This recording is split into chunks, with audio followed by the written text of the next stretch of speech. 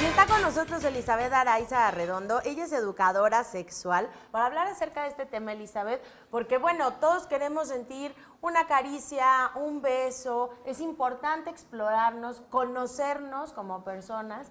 Y esto de la sexualidad con las personas con discapacidad es muy importante porque es un tema que pues es como un tabú, ¿no? No se habla mucho y los papás no se lo comentan mucho a sus hijos. Exacto. Es que hay mucho tabú y mitos alrededor de la discapacidad y dejan por un lado que la sexualidad se nace con ella y se muere con ella.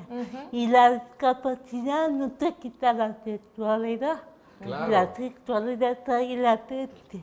Y, por ejemplo, ¿hay alguna especie de curso o capacitación para precisamente familiarizar a los papás con este tema y saber que, pese a que en ocasiones vemos a nuestros niños con discapacidad como que lo sexual no va relacionado con ellos o que tal vez ellos no piensan en sexo, el cuerpo al final de cuentas necesita también, bueno, tiene sus instintos, ¿no? ¿Cómo podemos desde casa con los papás empezar a crear este contacto con la sexualidad?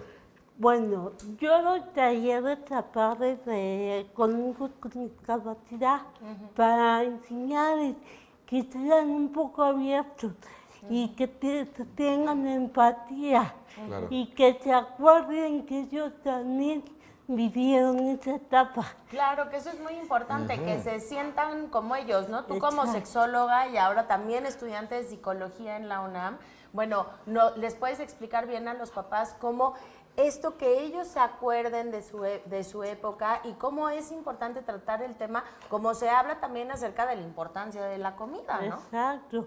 Y el derecho de la privacidad, porque los padres se les olvida que deben de darle privacidad. Claro. Ellos están metidos en que los hijos necesitan ayuda, necesitan esto, pero tienen que tener privacidad. Es un derecho. Claro, la privacidad es un derecho. Y hay que respetar también los momentos íntimos que pueda necesitar cualquier persona, ¿no? Independientemente si está de humor para convivir con alguien o si necesita tal vez autoexplorarse. Y si necesitan mucha ayuda, porque nosotros como personas con discapacidad, algunos necesitamos ayuda, mucha ayuda, pero ellos deben de ver que también necesitamos privacidad. Claro. Okay. Elizabeth, en verdad que nos da muchísimo gusto que nos hayas acompañado esta mañana y el mensaje que tenemos para toda la gente que nos ve en casa y para toda la sociedad es que independientemente de las condiciones en las que desarrollemos nuestra vida, independientemente si somos personas con discapacidad o no, todos tenemos derecho a ejercer nuestra sexualidad, obviamente con responsabilidad, y los padres en este caso pues deben empezar a apoyar un poquito más acerca de estos temas y empezar a educar a los niños. Muchísimas gracias de nueva cuenta.